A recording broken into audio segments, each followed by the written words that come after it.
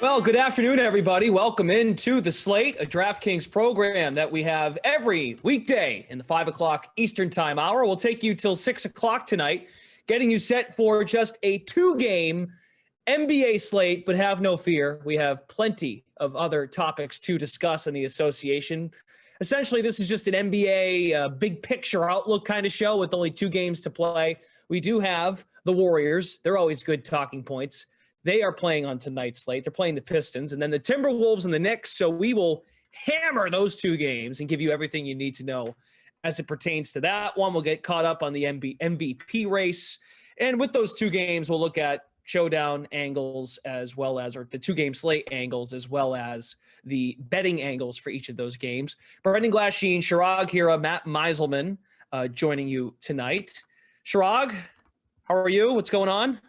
I'm great. Happy to be in the warmth. I've heard that the East Coast is entirely frozen, so I'm thankful to be enjoying some time off. I was able to step away from work for 5 consecutive days, and it felt really good. I only had to answer 1 email, and that came from Pat Mayo. So, hey, when the big dog calls, you got to answer, you know? Yeah. Oh, he must have missed mine about how much we missed him on the show last week. So I didn't email you. Yeah, felt good to be in the warmth and not working for a little bit, ready to lock in now that it's back to NBA season. I know, just when we hit a rhythm of having more than 2 games or 3-game slates on a Tuesday, we go right back to the 2, and I guess that adds up with all of those COVID makeup games.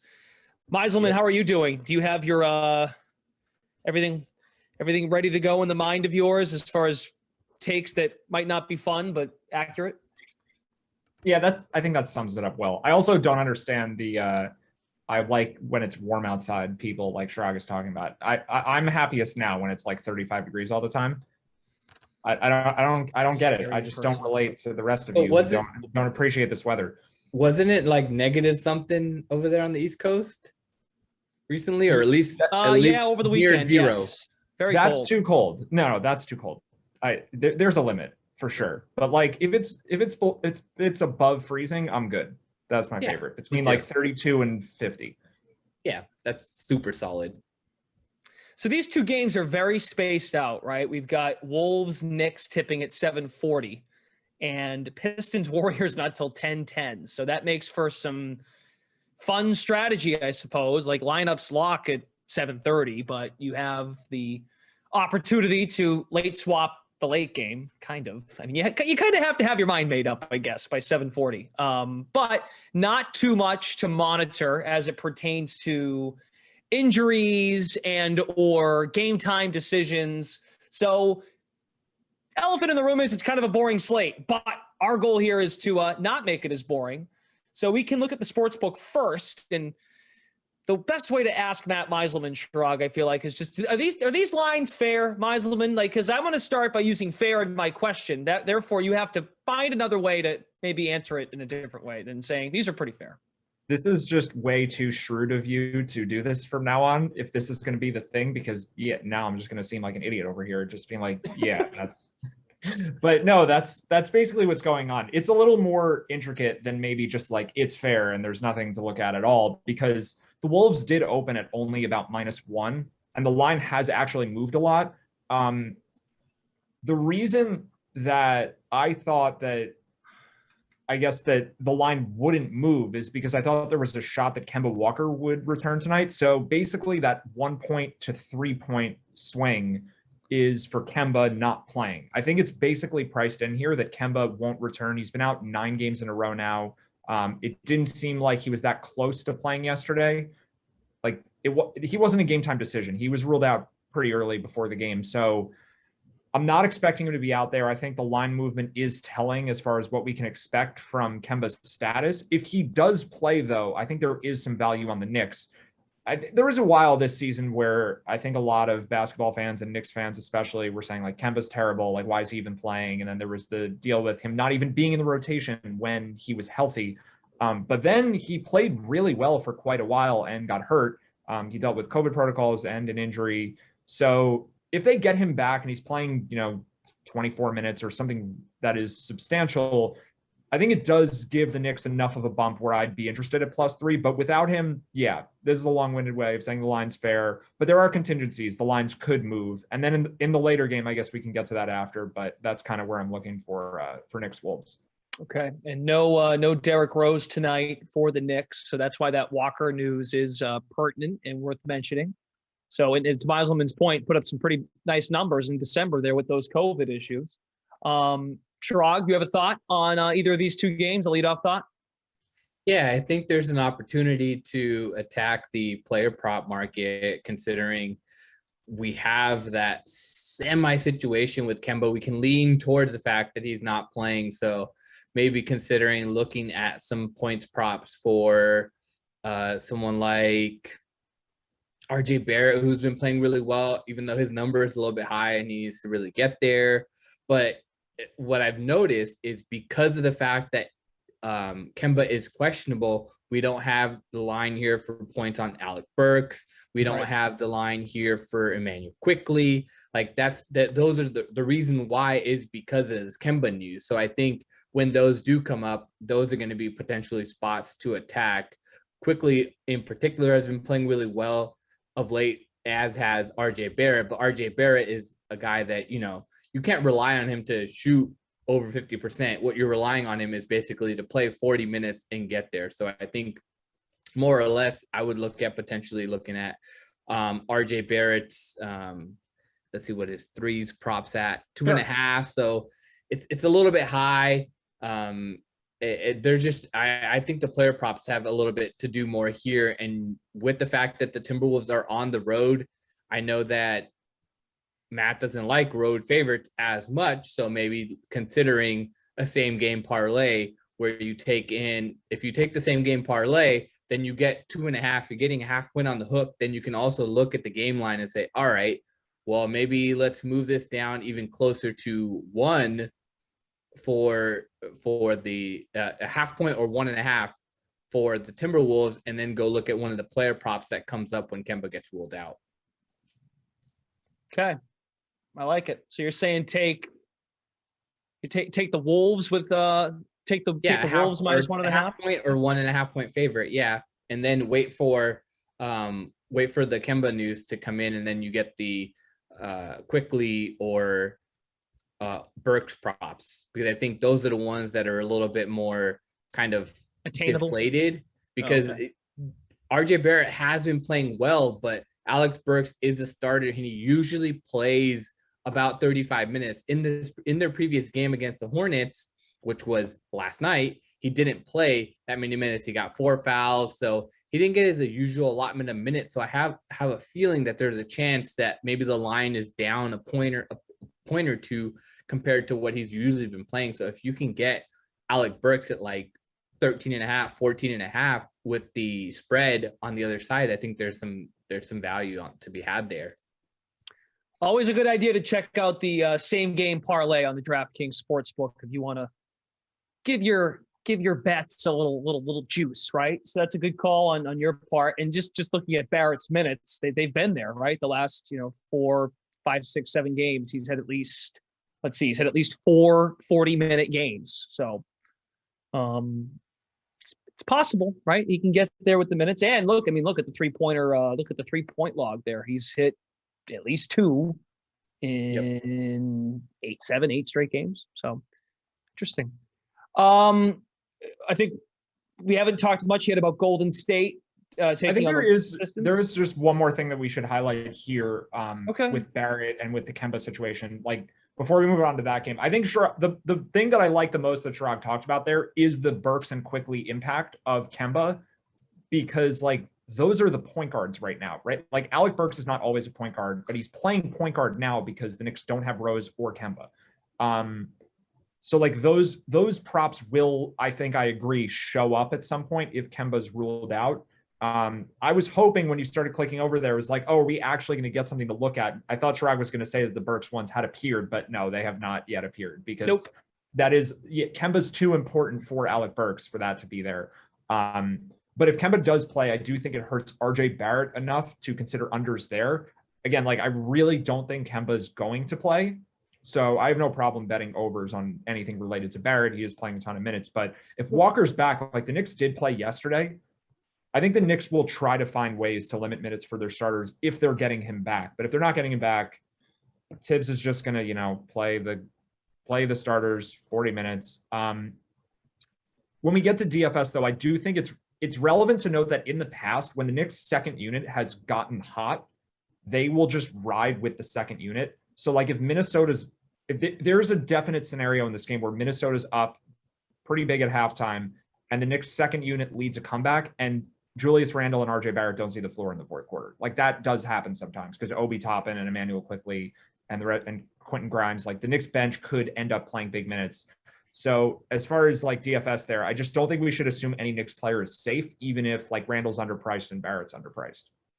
So my follow-up question to that would be, say Kemba is in, and you mentioned the fact that you'd consider taking the RJ Barrett unders, but what could be playable for an over, say his number moves because of Walker being in? Like it's at 20.5. What does it move to if Walker is active? I think you'd have to get it all the way down to like 16 or 17 before you'd want to bet over in that situation. Like you'd need a pretty big correction to then say, okay, it's adjusted far enough. Now I'll take Barrett. Maybe Kemba's, you know, only going to play 16 minutes in his first game back. But I really think like if I had to put a number on it, there's only a 10% chance that Kemba Walker is going to be active. It just doesn't seem likely given how long he's been out and like the lack of statements from the team about like he's going to warm up and give it a shot. Like there's nothing like that happening. So the fact is this is a 2-game slate. This is the most relevant questionable player we have. So we have to fixate on him because there's just not a lot else to talk about. If we're not going to talk about Kemba Walker being to be determined, we have to talk about Andre Iguodala. He's the only other person that is a question mark on the injury report. So this is why we're talking about Kemba so much, even though I think it's pretty unlikely that he actually plays tonight. Are you saying you're not enjoying this? The Kemba Walker breakdown of his very small percentage chance of playing? These are some of my favorite things to talk about. I just mean for the viewers who are like, why are they focusing on this player who's probably not playing anyway? It's because, you know, we just don't have a lot of news. All right. Well, Andre Iguodala, that helps us segue to our next game. How much is Andre Iguodala worth on a betting line for tonight? 15.5. He can't be worth really anything. This will be more of a DFS consideration too, because Andre Iguodala doesn't play a lot of minutes. He is really like he's pretty effective at scoring fantasy points.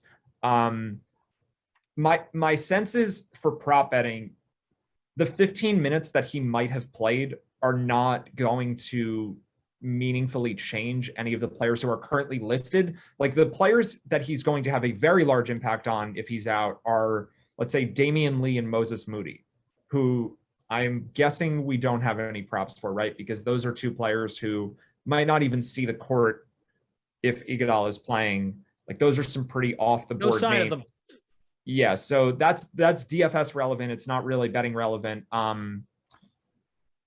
Yeah, we can, I guess, just jump back to DFS for a second here. Like, sure. Iguodala is one of the cheaper players who actually has some merit to considering if he's in. He got downgraded to questionable for injury management today. They upgraded Gary Payton II and Moses Moody to probable and active.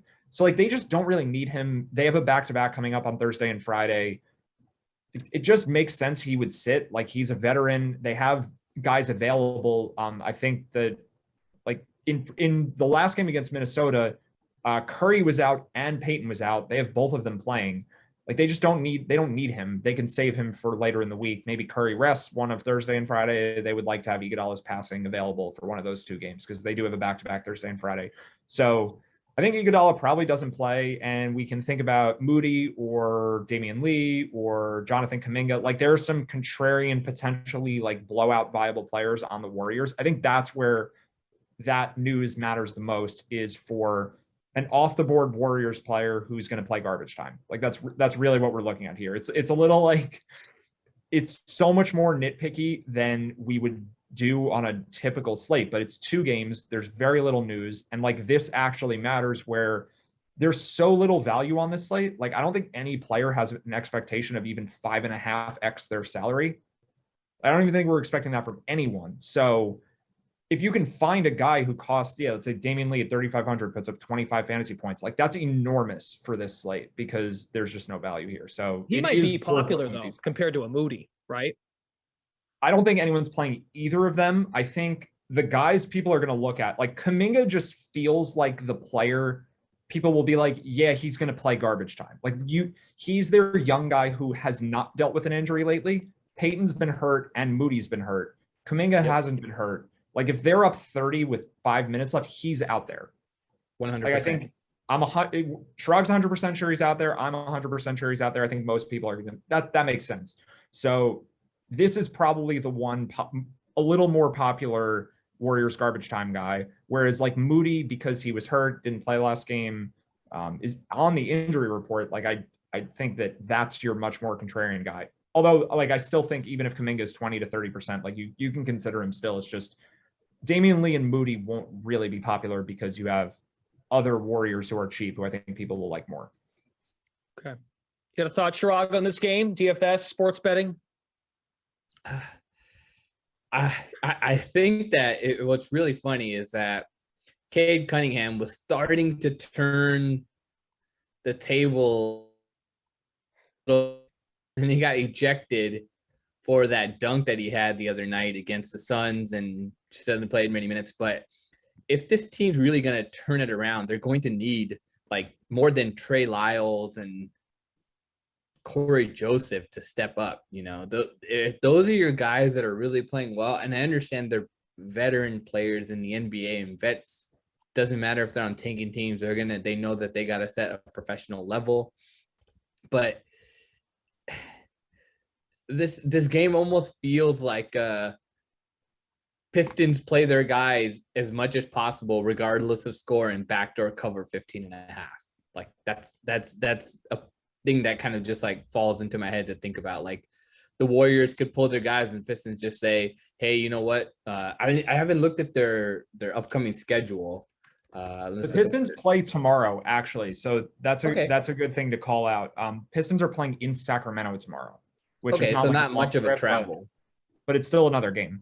Yeah, so they're not going to. So they wouldn't do that situation where they'll play them in a blowout. So that was my thing. I hadn't looked at but these scenarios kind of are the ones that I look at when I'm looking at betting scenarios. Like, okay, what could potentially happen? Okay, is the team on a back-to-back? And that is why I have to do this shout out, because we just created it this past week. We created a brand new NBA cheat sheet on DK Nation, and if you go there, you'll be able to know who's playing on the back-to-back, who's playing their third game in Fortnite, and all that pertinent information. I didn't look at it before this late, so I'm sorry, but that information is going to be You mean teams, like teams playing on the second night of the back-to-back. Or playing the second, playing a back-to-back. Or potentially the first of two, right? Because like in this Pistons case, they might be a little more cautious because they have to save them for tomorrow.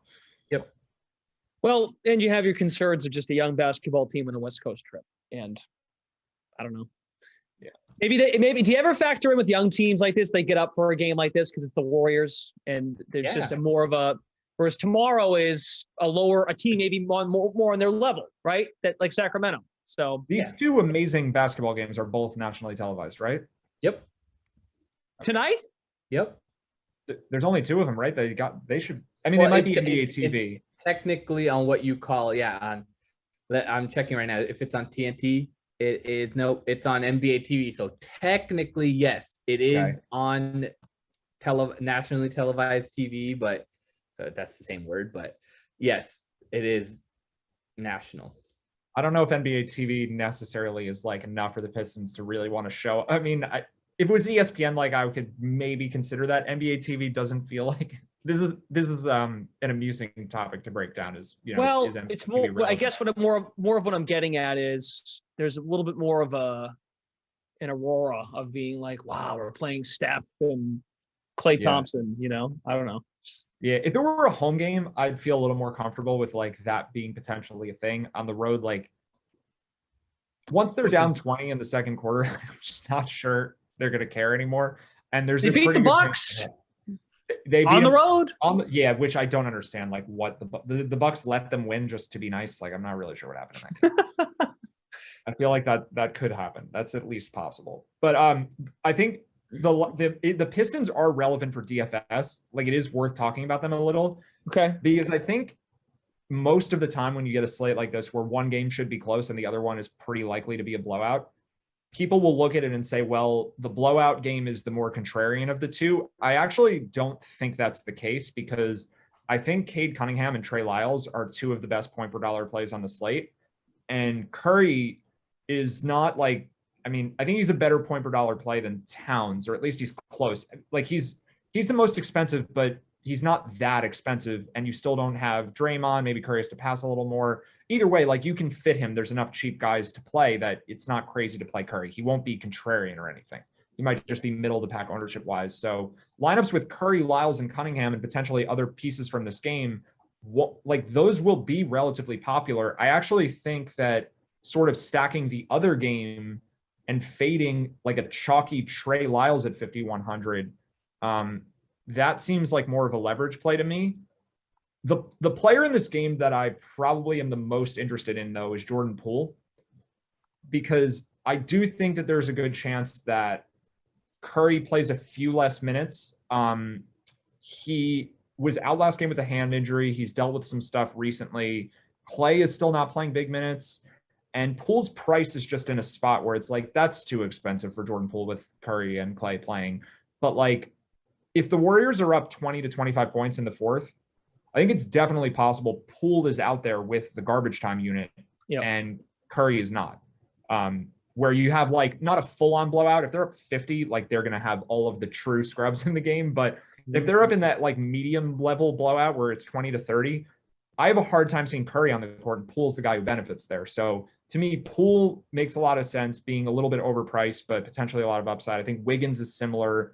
I don't want any part of a chalky $5,100 Trey Lyles. Like that just seems, it just doesn't. Trey Lyles has been a bad play before when he's 3K. It's just like, if he was low owned, I get it. Like he projects well, I would think, at like every site, but he only projects well, relatively speaking, because no one on this slate projects especially well. Like there's no one you look at and you're like, wow, that guy's way too cheap, right? Like, unless I'm missing something, is there, for either of you, is there a player you look at on this entire slate, you're like, wow, why doesn't that guy cost way more? The only person that really stood out to me was Quickly. When I looked at it, I was like, he's only 4K? Like, wait, what happened? It's just because his minutes are all over the place. But that was the only one that really jumped out to me for like way too cheap guy. Well, Kemba is now a game time decision for what it's worth. Oh, of course. Breaking that always happens on the news. show. Breaking news. That's why we had to stay here. Also, just to update. Yeah, go ahead. No, I was just going to mention that there was no games canceled tonight. If people are like, oh, what happened? You know, why? Maybe that's folks thinking like that's the reason why salaries didn't change. No, it's just a 2-game slate. So everyone played yesterday. Everyone plays tomorrow. Today is the quiet. The other thing is something in development here, just to think about. It's the first of 7 straight home games starting tonight for the Warriors. And if you look at splits, just looking at Poole's splits at home in comparison to his splits on the road, they're still both pretty darn good. But look at that 3-point percentage. Much better at home. Maybe this is just keep that in mind when you see the 6K salary, maybe Jordan Poole, and I know it's a 2-game slate, but keep an eye. Maybe this is the best time to get Jordan Poole in a contest because maybe he starts to heat up here. Maybe this is a good time for Gold. And just from a betting perspective too, maybe this is how Golden State can really manage this because their next few opponents here, Pistons, Pacers, Rockets, right? Then they go Jazz, Mavs, Wolves, Nets. So to me, those first 3 are just, those are very winnable without playing a Curry full minutes. So maybe they get the usage out of their depth pieces before they hit that stretch of 4 in a row against teams that are just better. I don't know which it's going to be, but Curry is not playing both of those Pacers and Rockets games. The back-to-back Thursday, Friday, he's sitting one of those. I would place a high level of confidence on that. And There's the no other betting 4 line on such things, but if there were. Yeah. So Jazz, Mavs, Wolves, Nets, that takes us all the way to the end of the month. There's no back-to-back there. So that makes sense for him to miss out on one of those games. So a little home cooking here for the Warriors. So get them while you can. Wouldn't be surprised if those salaries go up in classic contests because they could heat up because they play very well in that building. All right, we've only got about 5 minutes. Let's do some future stuff. What is on? Do you want to go MVP first? Because that's probably the sexy topic of all. I think we should definitely cover that, but quickly, can we segue from what you just said about the Warriors to the Pacific Division? Sure. It's just like the Suns still seem undervalued to me, even though they're now substantial favorites. Like I think they're going to run away with it. Why do you believe that they're going to run away with it? Well, now they're already 3 games up. I think they're the better team to begin with. Both teams fully healthy, and Draymond Green is potentially he's going to be out a while now. They announced he's going to be out at least 2 more weeks. The Warriors could definitely lose some of these home games to bad teams without him. Like they're not that great. He's a very important part of their team. So to me, like the Suns should be 3-1 favorites at least for the division. Yeah. No one else is winning it. Why didn't you mention the LA teams or the Kings? No, the LA teams are done, dude. The LA teams it's only a 2-team race. Yeah. And the Lakers may be turning their season around after that Russell Westbrook dunk and beating Utah, maybe, but nah. It was definitely a good dunk. Yeah. But yeah, it makes a lot of sense that Phoenix would be the favorite here but at minus 180, what do you gain by making this bet in this spot? Do you just feel that it's going to be over? You said 3-1, so you're expecting minus 300 here. Yeah, I think it's more than 75% that they win it. So you find minus 180 to be valued then?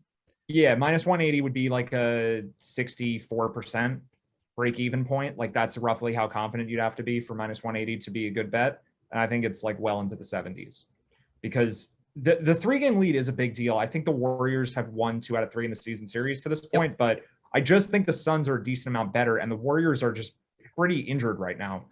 And I think that even though Clay is going to see his minutes ramp up, it's going to be taking minutes away from Gary Payton II, which I will continue to say makes the team worse, even if Clay is playing well, because Gary Payton II is like one of the most underrated players in the NBA this year. And Curry has maybe we should just move to MVP because Curry has fallen off dramatically. Yeah. I'm not sure why he's still, I'm playing. I know I'm playing the schedule game here, but maybe wait till the end of the month because maybe the Suns got to play Utah back-to-back games. Maybe Utah gives them 2 games. No, it's a fair point because this line's not going to move anytime soon. Okay. So you can wait a little bit. Wait a little, but let's say the Warriors lose to the Pistons tonight, I would definitely take it then. If that happens, grab the Suns. Like I said, 7-game homestand starts tonight. Okay, MVP. This race is now feels like suddenly kind of really open, right? Because of the last week, we discussed it before we went live. Embiid, Morant, they were down the list. Their odds have now been more than cut in half to move up the board. Durant takes a step back because of the injury. Chirag, I'm sorry, I don't mean to rub it in, just informing people. That's what we do here. Jokic has risen. Giannis has risen. Steph remains the favorite, which is, I think we all agree, is fair, but there's some value on this board. Right, Chirag? I would say, how much? Okay, so Meiselman, he can't even talk about it. He's still so hurt by the I'm fine. Rod's overall demeanor, though, is accurate. But I feel like that response is correct. He does feel just overwhelming to look at all these names. It's it could be any of these people. And the thing is, when you look at the biggest thing, it's a human making a selection. So how much voter fatigue is there?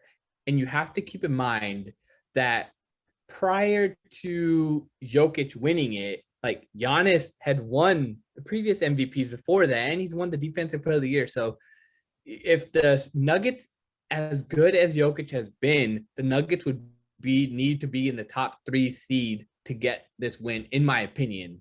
So I think the best value sitting here is Joel Embiid, the way that he's playing and carrying this team.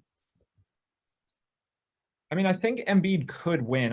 It seems like the number is now it's in the spot where it should be. He was 30 or 40 to 1 pre-Durant injury, which obviously if you have that number, it's really good. I mean, I know the thing I'm most sure of is that Curry is overvalued. Like he should be the favorite, but I think it should be much closer than what it is, because if you look at his numbers, and I think at this point, the subjectivity and the narrative of like Curry was carrying the Warriors and it's, a bounce back year and he looks amazing. Like that was true for a while, but that has stopped being true. And Klay Thompson coming back just means a little less that he has to do, unless Curry picks up what he was doing the first month. He's been awful for like a couple weeks now. So I don't see why he's such a distant favorite. I think that the line is still a little bit stale. Like he's just been shooting terribly. I think he's shooting under 40% in the month of January from the field, which his threes help, but he's shooting in the 30s from three this month also.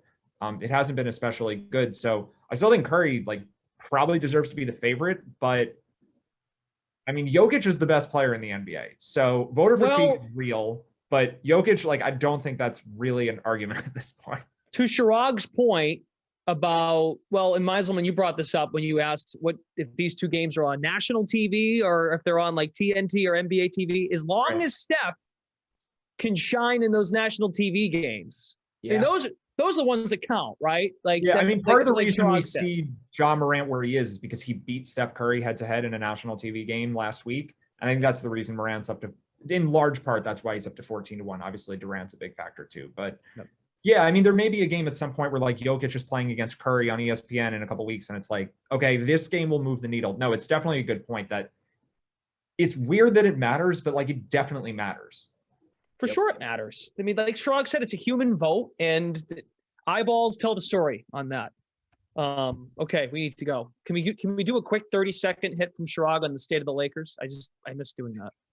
You're going to make him do it? I'll be silent, I promise. Well, I mean, Meiselman said plus 400 to not make the playoffs.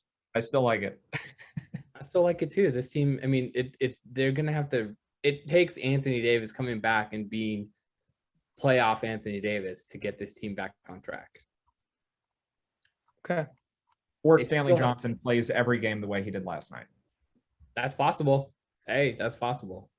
That'd be wild to see if Stanley Johnson plays all-star level basketball for the remainder of the season. But I think if they get really healthy, they probably will make it, but it's a plus 400 line. So yeah, it's not, they don't have an 80% chance to make the playoffs right now. It's probably more like 50-50, and plus 400 is amazing if that's really the probability. We'll leave it at that. So keep an eye on the Kemba Walker and Andre Iguodala news, everybody. That is the news of the night that you must monitor in the NBA. Thanks to Eamon and Daniel behind the scenes tonight. For Chirag Hira, Matt Meiselman, Brendan Glasheen signing off. Be sure to join us again tomorrow. The slate airs after that 4 o'clock Matt and Sim on YouTube, Twitch, and also on the DK Live Twitter. And also check out The Sweat starting tomorrow morning at 11 a.m. as we continue to get you ready for NFL Divisional Round weekend. We'll talk to you then.